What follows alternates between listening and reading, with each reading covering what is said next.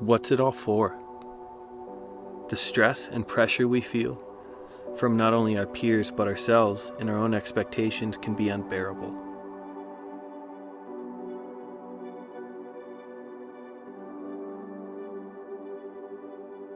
With every vacation day blotting out the days of September, every arrow we send and every dollar we spend adding a brick to an already overloaded brain, compounding the anticipation of notching that tag.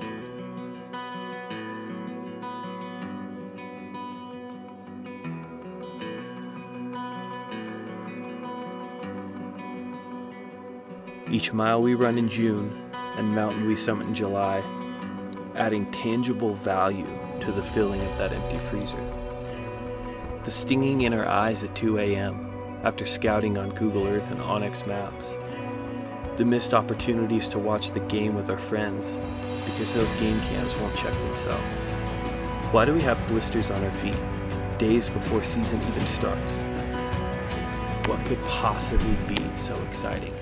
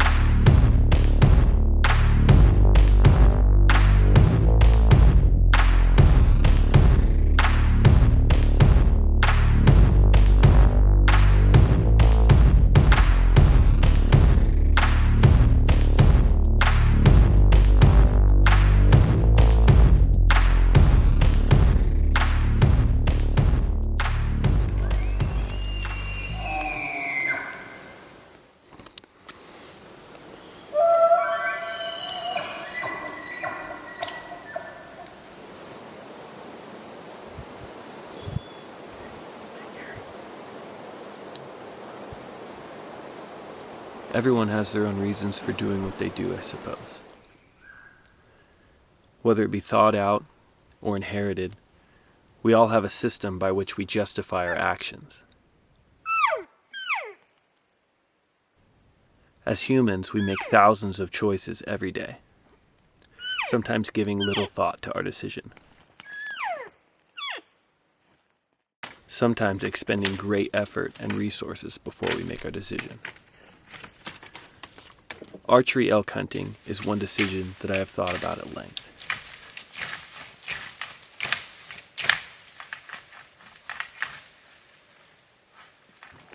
The amazing amount of effort put forth by a single person to find, outsmart, and conquer this beast of the forest, place it on their back, and pack it out of the mountains piece by piece, to drive it hundreds of miles home and feed it to their family.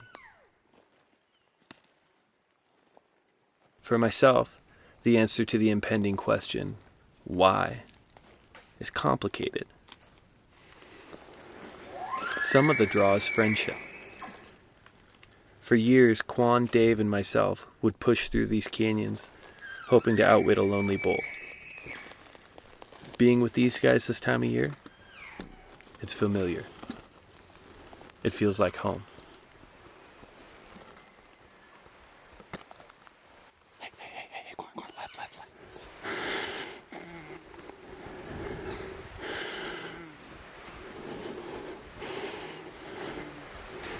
Part of the attraction is the excitement.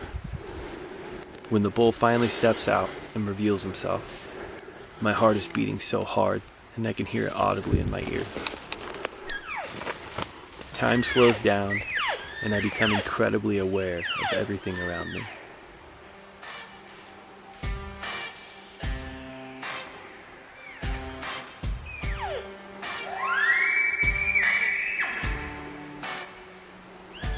And then there's a challenge. Figuring out how in the world to get this flimsy piece of carbon from where I'm standing to where it needs to go.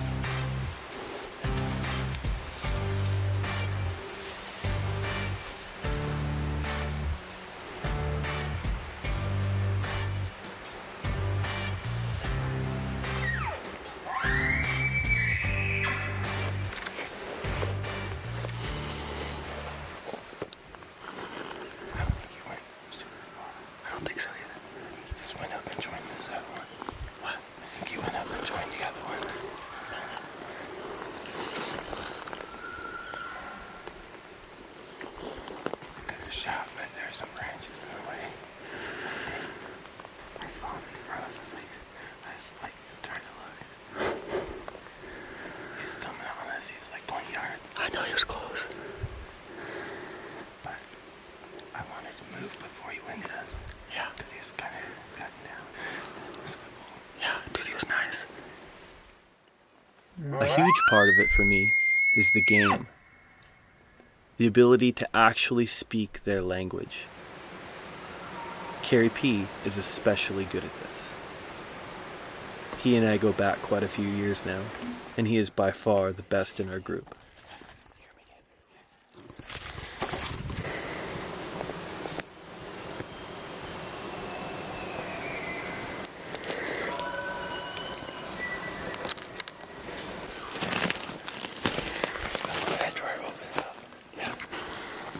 Keeping a bull's interest is a skill, and it's earned, purchased by failure and defeat.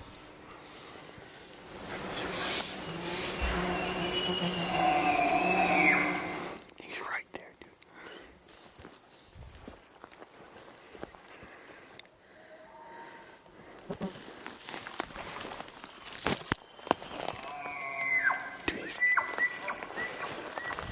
Get ready.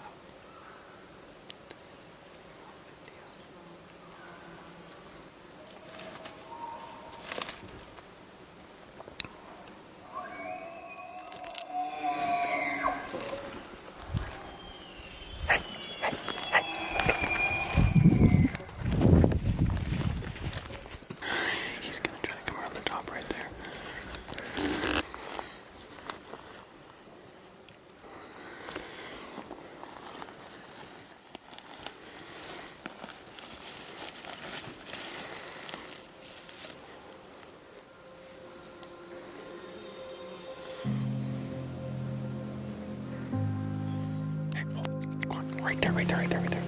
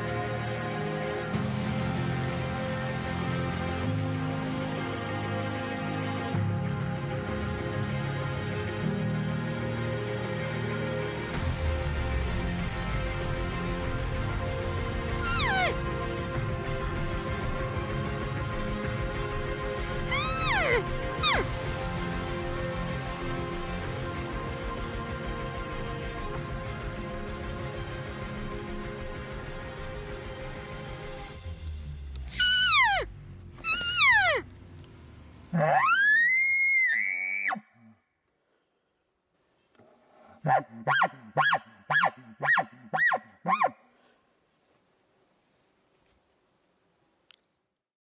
of breath from all those bugles. All I saw was like a bunch of times. His body is so massive. I saw definitely 6 bleeding everywhere.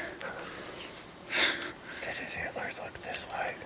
I couldn't tell. I saw him from the side. He was like walking, quartering away. And then I started going up the trail. And I stopped right behind a little tree like that. And he straight down.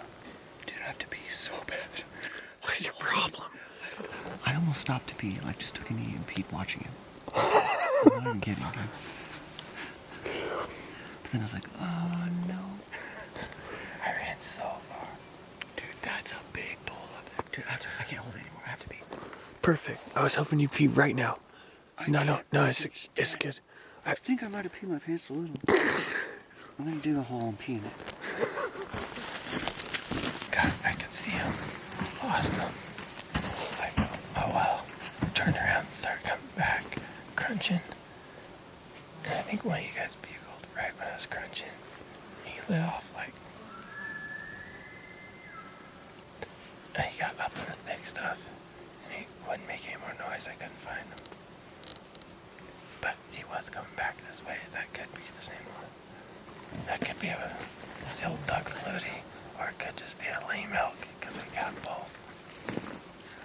I went to rake the sticks in front of me, when he turned around and walked away, and knocked the arrow off my wrist. It's like, pling, pling. It's like, ah! And I got blood on my fletches, but it's my own blood. Dude, we still have that first bull that you got on. When I was raking and calling for you back there, I was raking, but I hit the tree. It was wide open behind me. I was just moving up.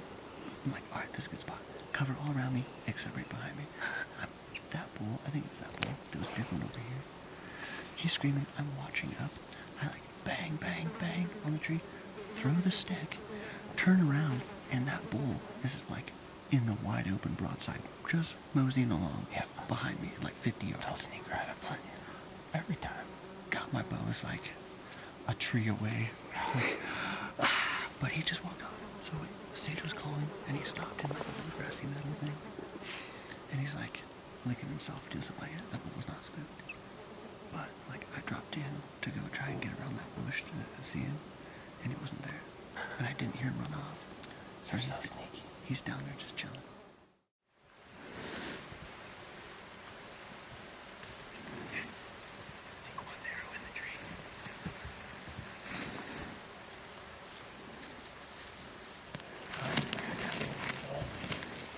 Yeah, right here. Oh, he came in. I started following him up. The crushing strain of a miss can make a man want to hang it up and go home.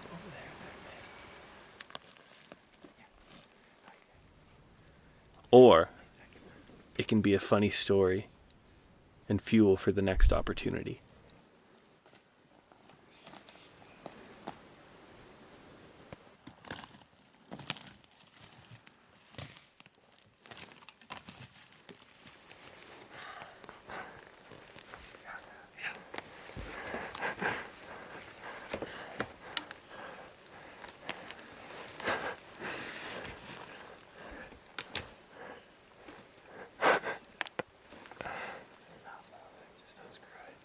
Yeah.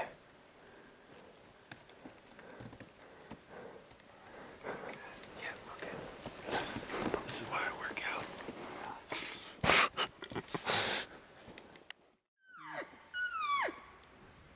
One thing that it took a long time to learn is patience. After defeat, it's difficult to justify the continued pursuit. I've heard it said, well, there goes my chance. And that's often true. But not always. It's 8 o'clock. We just heard our first bugle this morning. He fired off without us firing off, so he's down here up in the drainage, I think. We're going to keep moving down.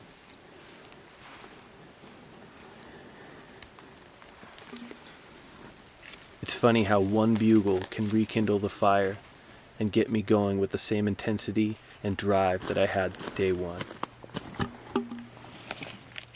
Hearing a whole herd of elk, complete with 2 bulls fighting, that can make me lose my mind.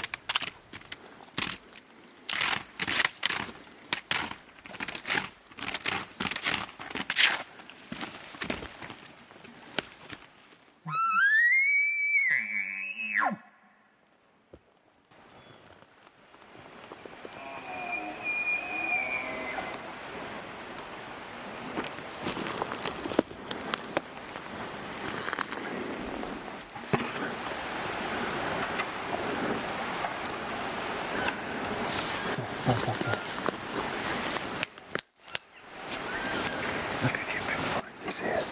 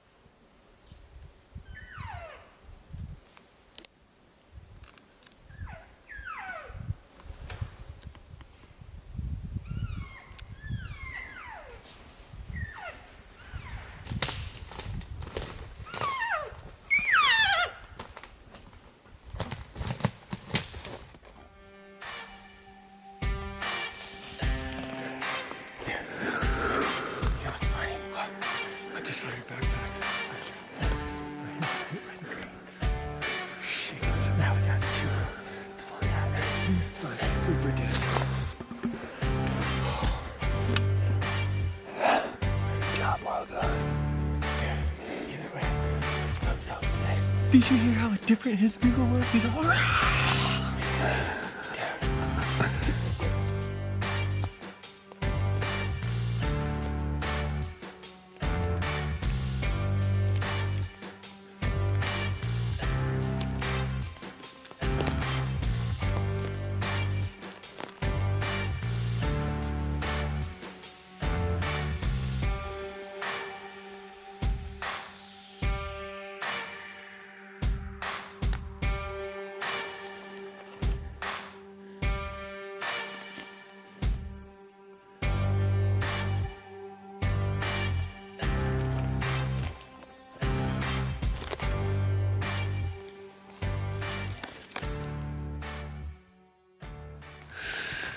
So we got on this guy probably, I'd say about a week ago, and we called him in to right around 40 yards.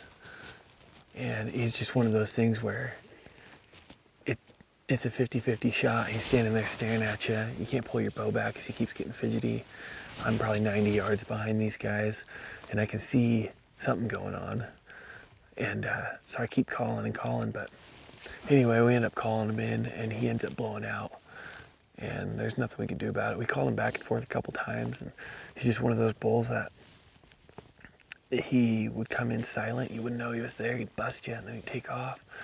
And today, we were actually heading up after a different bull, and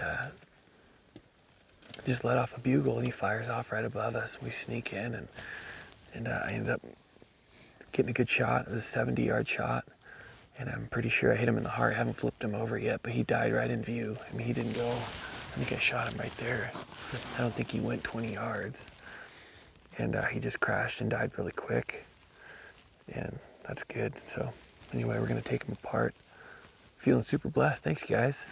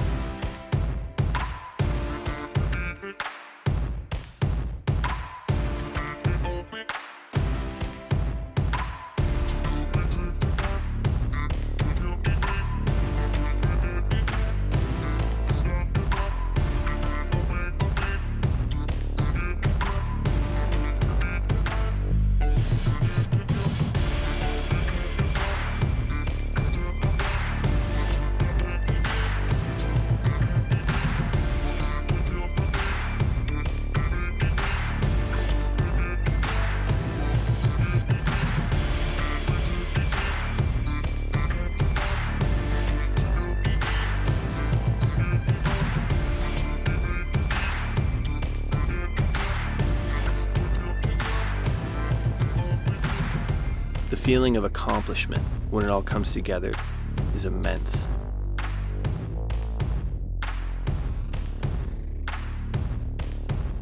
The privilege to hunt these animals with my friends and share in such an incredible adventure is not one I take lightly.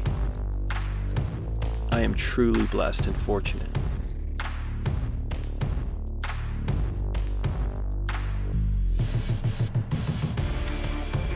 As for the reason we hunt, like I said, each decides his own. But for me, I think it's all of it.